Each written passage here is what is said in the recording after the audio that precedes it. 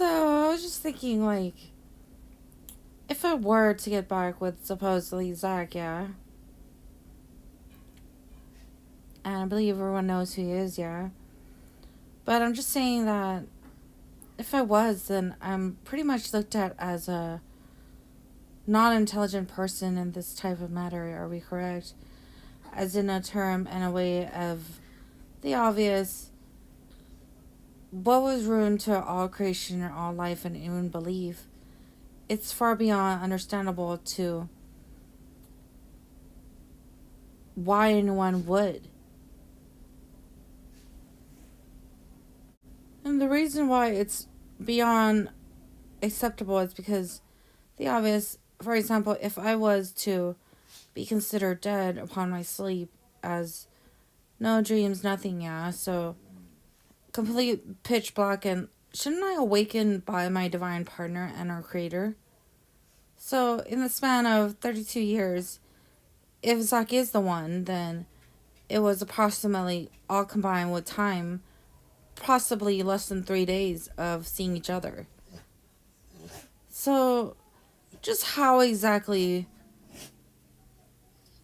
would religious beliefs and all sorts of beliefs, even, for example, non-Catholics, for example, plants and trees and everyone else that weren't baptized, but is and are a creation of the universe is. So I am wondering, how exactly would any of this be okay if I was to get back with Zach? And in my thoughts, I don't think it is.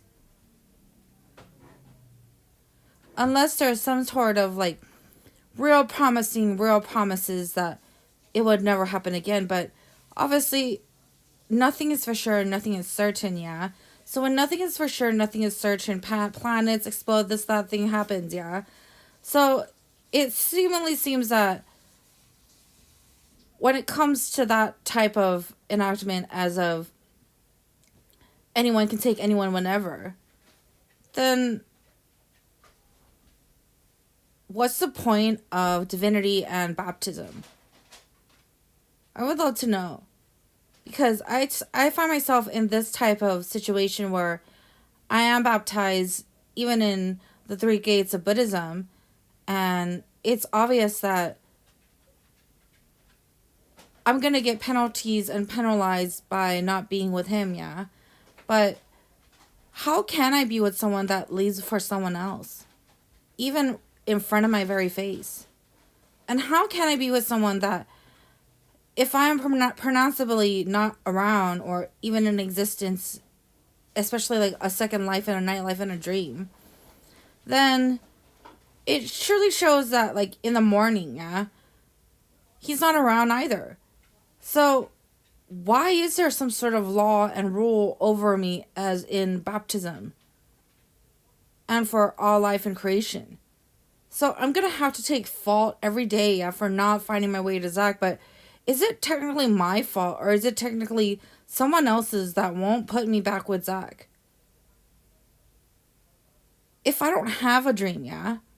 And if I'm even murdered in my sleep, in my dreams, where is he in the morning? And no one's going to say it's Balthazar, yeah? Because Balthazar, obviously, scientifically, we study this, we know this, yeah? That Balthazar is not my husband, yeah? So it's really strange. Something really bad is going on. And for me to be like, okay, I accept Zach back, that's a crime to me and everyone else. It's a crime.